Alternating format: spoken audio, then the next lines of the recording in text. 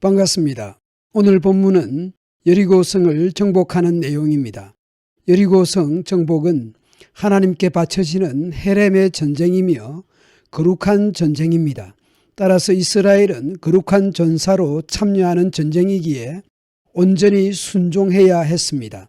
8절부터 14절은 첫째 날부터 여섯째 날까지의 행진하는 내용이죠. 하루 한 바퀴씩 여리고성을 돌았던 것입니다. 이스라엘 백성들은 여호수아의 명령을 받은 대로 행진합니다. 제사장 7은 양각 나팔 7을 잡고 여호와 앞에서 나아가며 나팔을 불고, 여호와 앞은 언약궤를 의미할 것입니다.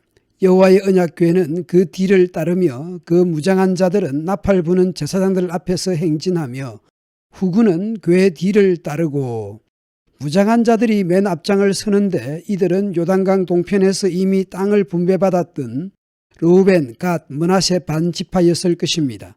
후군은 다른 지파들을 의미할 것입니다. 제사장들은 나팔을 불며 행진하더라. 행진 순서대로 설명하지 않고 제사장과 언약궤의 위치를 먼저 말씀합니다. 선두가 중요한 것이 아니라 중심이 중요합니다. 여호수아가 백성에게 조용히 할 것을 비슷한 내용으로 3번을 반복합니다. 너희는 외치지 말며 너희 음성을 들리게 하지 말며 너희 입에서 아무 말도 내지 말라. 그리하다가 내가 너희에게 명령하여 외치라 하는 날에 외칠지니라. 그 전에는 조용하게 무건으로 돌아야 했습니다. 여호와의 궤가 그 성을 한 번 돌게 하고 그들이 진영으로 돌아와서 진영에서 자니라. 자고 또 아침에 일찍 일어나 무장한 자들 후군이 앞뒤에 있고 양각 나팔 잡은 7명의 제사장들이 나팔을 불고 여호와의 법궤가 가운데 위치하여 행진합니다.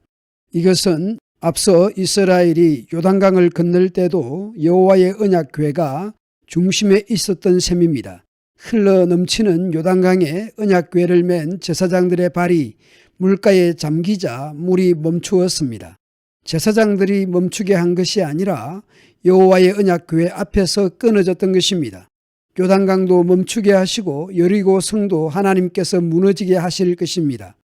그리하여 이스라엘 백성들은 요단강을 마른 땅으로 건넜던 것이죠. 이제 여리고 성을 정복하는 데 있어서도 마찬가지입니다. 그 둘째 날에도 그 성을 한 번 돌고 진영으로 돌아오니라. 6일 동안을 그렇게 행진을 했습니다. 엿새 동안 하루 한 번 여리고성을 돌았지만 7째 날에는 같은 방식으로 7번을 돌았습니다. 7번째에 제사장들이 나팔을 불 때에 여호수아가 백성에게 이르되 외치라. 여호와께서 너희에게 이 성을 주셨느니라. 이 성과 그 가운데 있는 모든 것은 여호와께 온전히 바치되 기생 라합과 그 집에 동거하는 자는 모두 살려주라. 이는 우리가 보낸 사자들을 그가 숨겨주었음이니라. 너희는 온전히 바치고, 온전히 바친다는 표현은 히브리어 헤렘입니다. 진멸이라고 번역할 수도 있습니다. 그렇게 여리고성 안에 있는 모든 것을 바치는데 남녀노소와 소와 양과 나귀를 멸하는 진멸, 헤렘을 행합니다. 만약 헤렘을 행하지 않고 뒤로 빼돌린다든지 하면 어떻게 됩니까?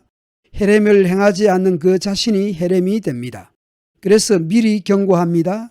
그 바친 것 중에서 어떤 것이든지 취하여 너희가 이스라엘 진영으로 바치는 것이 되게 하여 고통을 당하게 되지 아니하도록 그 자신이 헤렘이 될 것입니다. 그러므로 오직 너희는 그 바친 물건에 손대지 말라. 그리고 은금과 동철 기구들은 다 여호와께 구별될 것이니 그것을 여호와의 곳간에 드릴지니라. 금은 동철도 하나님께 바쳐야 하는데 뒤로 빼돌리거나 그렇게 하면 역시 그 자신이 하나님께 바쳐지는 제물 또는 헤렘이 될 것입니다. 이에 백성은 외치고 제사장들은 나팔을 불매 백성이 나팔 소리를 들을 때에 크게 소리 질러 외치니 성벽이 무너져 내린지라. 기적이 일어난 것이죠. 이스라엘의 소리가 무너지게 한 것이 아닙니다. 하나님께서 무너지게 했던 것입니다. 백성이 각기 앞으로 나아가 그 성에 들어가서 그 성을 점령하고 그 성 안에 있는 모든 것을 온전히 바치되 남녀노소와 소와 양과 나귀를 칼날로 멸하니라. 제물처럼 하나님께 바쳐진 것입니다. 여호수아가 그 땅을 정탐한 두 사람에게 이르되 그 기생의 집에 들어가서 너희가 그 여인에게 맹세한 대로 그와 그에게 속한 모든 것을 이끌어내라. 정탐한 젊은이들이 들어가서 라합과 그의 부모와 그의 형제와 그에게 속한 모든 것을 이끌어내고 또 그의 친족도 다 이끌어내어 그들을 이스라엘 진영 밖에 두고 무리가 그 성과 그 가운데 있는 모든 것을 불사르고 은금과 동철기구는 여호와의 집곳간에 두었더라.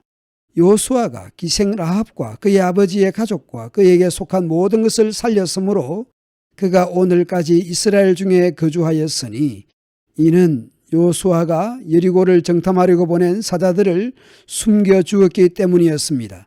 여호수아가 그때에 맹세하게 하여 이르되 누구든지 일어나서 이 여리고성을 건축하는 자는 여호와 앞에서 저주를 받을 것이라. 그 기초를 쌓을 때에 그의 맏아들을 잃을 것이요 그 문을 세울 때에 그의 막내 아들을 잃으리라 하였더라. 여호와께서 여호수아와 함께 하시니 여호수아의 소문이 그 온 땅에 퍼지니라. 여호와, 여호수아 비슷하지 않습니까?